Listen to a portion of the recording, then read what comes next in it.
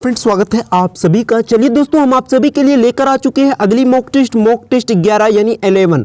साथियों, आप लोग जैसा कि जानते हो रेगुलर बेसिस पर आप लोग एक मॉक टेस्ट लगाते हो जिसमें रीजनिंग, जीके, जीएस का क्वेश्चन इंक्लूड किया जाता है। साथियों, इसकी खासियत की बात बता दें आप सभी को, इसमें प्रीवियस ईयर क्वेश्चंस और मोस्ट एक्सपेक्टेड क्वेश्चंस इंक्लूड किया जाता है जो आप लोग एग्जैक्ट परीक्षा पेपर में देखोगे। तो चलिए दोस्तों, आज का पहला क्वेश्चन देखिए। क्वेश्चन है, नीचे एक घन की 3 अवस्थाएं दर्शाई गई हैं, 4 युक्त फलक के विपरीत क्या आएगा आपको बताना है। यानी 4 युक्त फलक के विपरीत क्या आएगा आपको राइट आंसर्स बताना है।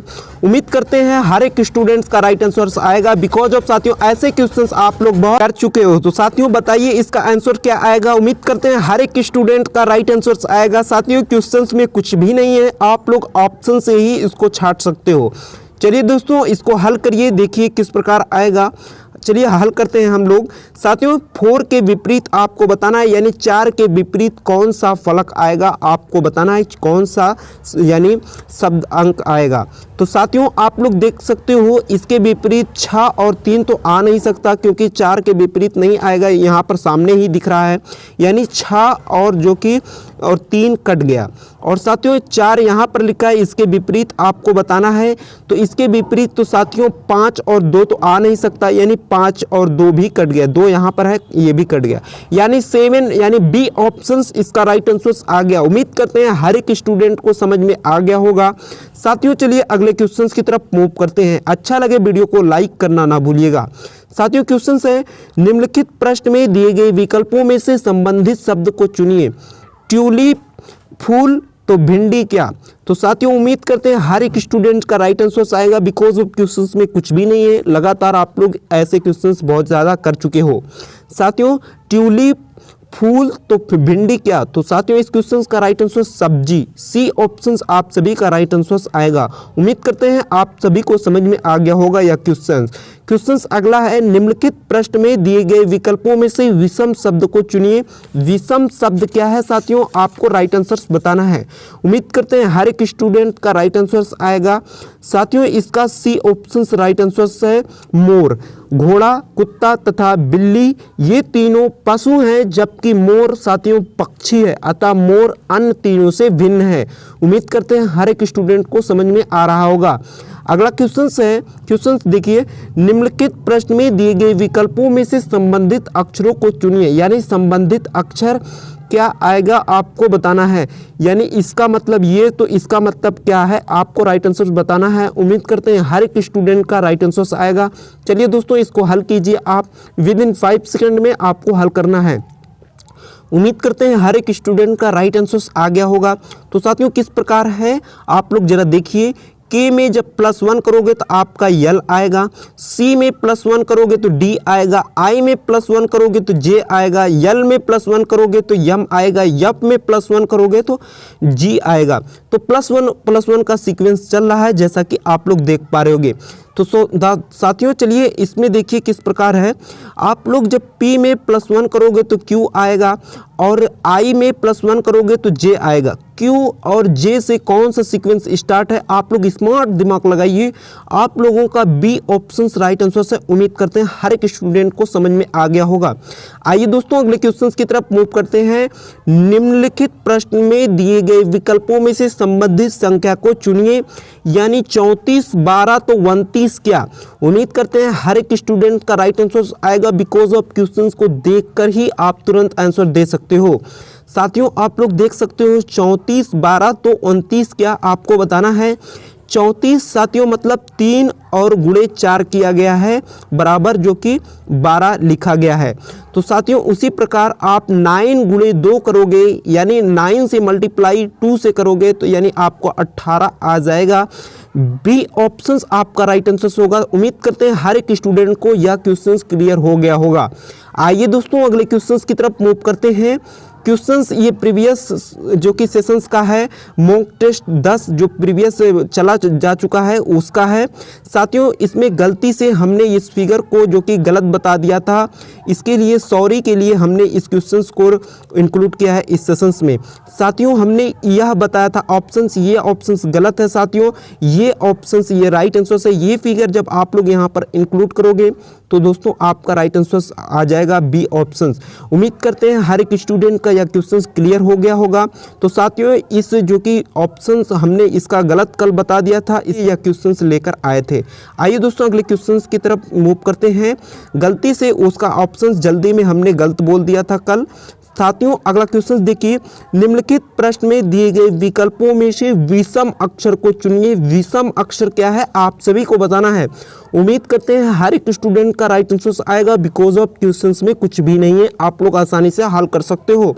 कैसे दोस्तों, चलिए देखिए किस प्रकार। जैसे कि आप लोग डी में जब 6 + 6 करोगे तो आपका जो कि +6 करोगे तो आपका जे आएगा, और जे में +6 करोगे तो पी आएगा, पी में +6 करोगे तो वी आएगा। यहाँ पर भी देखिए आप लोग जी में जब +6 करोगे तो यम आएगा, यम में +6 करोगे तो यस आएगा, यस में +6 करोगे तो वाई आएगा। लेकिन दोस्तों यहाँ पर देखिए फर्स्ट ऑप्शंस में यप में जब +7 करोगे तब आपका यम आएगा, यम में +7 करोगे तब आपका टी आएगा, टी में +7 करोगे तब यह आपका यम आएगा। दोस्तों यही आपका विषम है। उम्मीद करते हैं हर एक स्टूडेंट को समझ में आ गया होगा।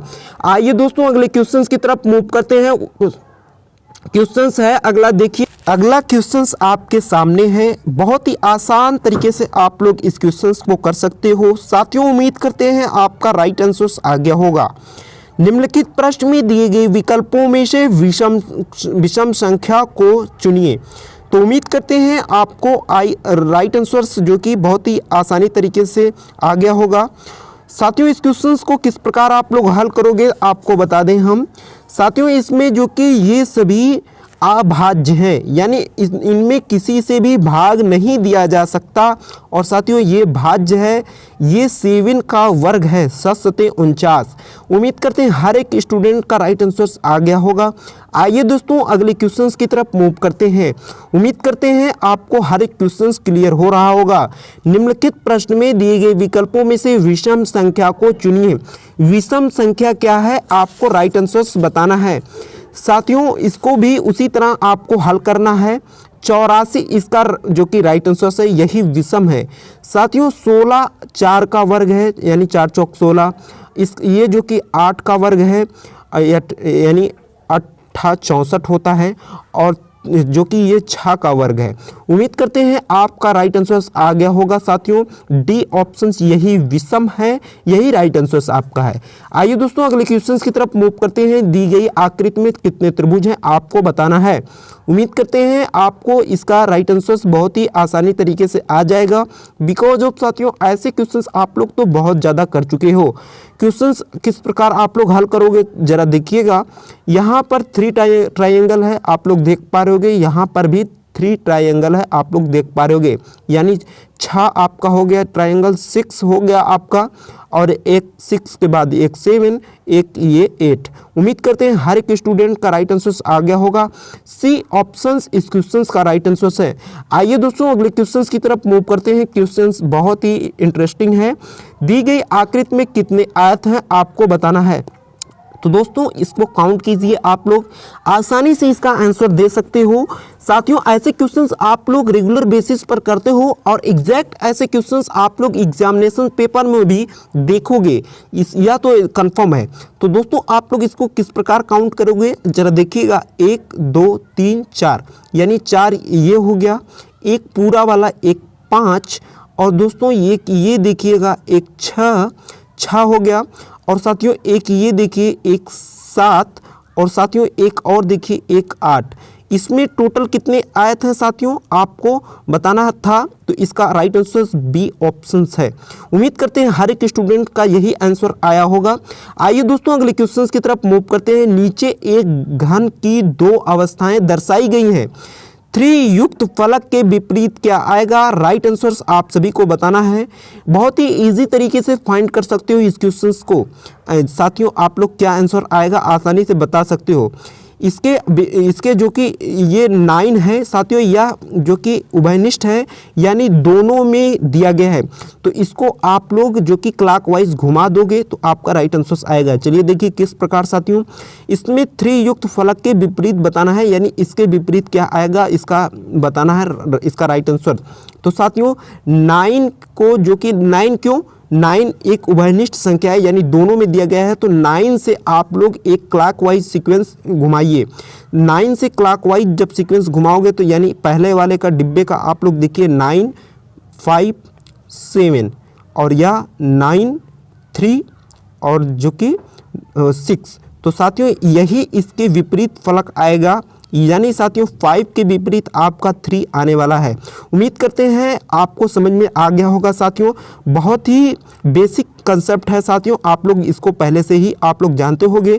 तो यानी इसका राइट आंसर बी ऑप्शन आएगा। उम्मीद करते हैं आपको समझ में आ गया होगा। यदि एक दर्पण को ए बी रेखा पर रखा जाए तो दी गई उत्तर आकृति में से कौन सी आकृति प्रश्न आकृति की सही दर्पण प्रतिबिंब होगी? राइट आंसर आप सभी को बताना है साथियों। बहुत ही इजी तरीके से आप लोग इसका आंसर दे सकते हो। उम्मीद करते हैं आपका राइट आंसर आ गया होगा। तो साथियों इसका राइट आंसर क्या है आपको बता दें हम। ऐसे आप लोग इसको जो कि रोटेट करोगे, यानी जस्ट इसका जो कि उल्टा होना चाहिए, यानी यहाँ से आपका जो कि ऐसे स्टार्ट होगा फिगर, ऐसे चलेगा, तो आपका राइट आंसर है ए ऑप्शन। उम्मीद करते हैं आप सभी को क्लियर हुआ होगा यह क्वेश्चन है। निम्नलिखित प्रश्न में दिए गए विकल्पों में से प्रश्न चिन्ह के स्थान पर आने वाली संख्या को चुनिए। आपको बताना है साथियों प्रश्न चिन्ह के स्थान पर कौन सी संख्या आएगा। तो आप किस प्रकार इसको हल करोगे, राइट आंसर आप सभी बताइएगा दोस्तों। हम देख रहे हैं आपका किसका जो कि राइट आंसर आता है, देखते हैं साथियों। चलिए आपको बता देते हैं किस प्रकार आप लोग इसको जो कि करोगे। जब 2 और 8 यानी 2 और 8 आपस में मल्टीप्लाई करोगे तो आपका जो कि आएगा 16, और साथियों 6 और 7 का आपस में मल्टीप्लिकेशन करोगे तो आपका आ जाएगा 42, यानी 7 42। तो आपका जो कि 42 आएगा, यानी 16 आया और आपका 42 आया, और साथियों +1 आपको ऊपर से ऐड करना है। तो आपका राइट आंसर आ जाएगा 59, यानी आप यदि 16 42 और +1 आप एक अलग से ऐड करोगे तो आपका 59 आ जाएगा। उसी प्रकार जरा यहाँ पर देखिएगा साथियों, 6 और 3 आपस में मल्टीप्लाई करोगे तो 18 आएगा, यानी 6 18, और साथियों इसको जो कि 8 8 5 8 40 8 5 40। तो साथियों यहाँ पर 40 आप लोग और +1 अपने आप से एक ऐड करोगे तो आपका राइट आंसर आ जाएगा साथियों 59। बी ऑप्शन राइट आंसर है। उम्मीद करते हैं हर एक स्टूडेंट को यह क्वेश्चन समझ में आ गया होगा साथियों। अच्छा लगे तो वीडियो को लाइक कीजिए, शेयर कीजिए, ताकि हर एक हर एक बढ़िया अच्छी वीडियो जो आते हैं सभी दोस्तों तक पहुंच पाए। साथियों यहाँ पर आप लोग देख पा रहे होंगे, निम्नलिखित विकल्पों में से ए से वह शब्द चुनिए जो दिए गए शब्द के अक्षरों का प्रयोग करके नहीं बनाया जा सकता। साथियों आप लोग बहुत ही इजी तरीके से फाइंड कर सकते हो। इसमें ए कहीं आया है? नहीं कहीं आया है, तो ये इसमें तो ए बताया गया है एक। तो साथियों ये जो कि आपका विषम है, यही नहीं बनाया जा सकता। उम्मीद करते हैं आपको समझ में आ गया होगा। अगला क्वेश्चन देखिए, दिए गए प्रश्न में 4 आकृति दी गई हैं, जिसमें से 3 किसी एक गुण के आधार पर समान है तथा एक सर्व प्रकार भिन्न है। निम्न भिन्न आकृति को चुनिए, यानी भिन्न आकृति क्या है आपको बताना है। उम्मीद करते हैं हर एक स्टूडेंट का राइट आंसर आएगा।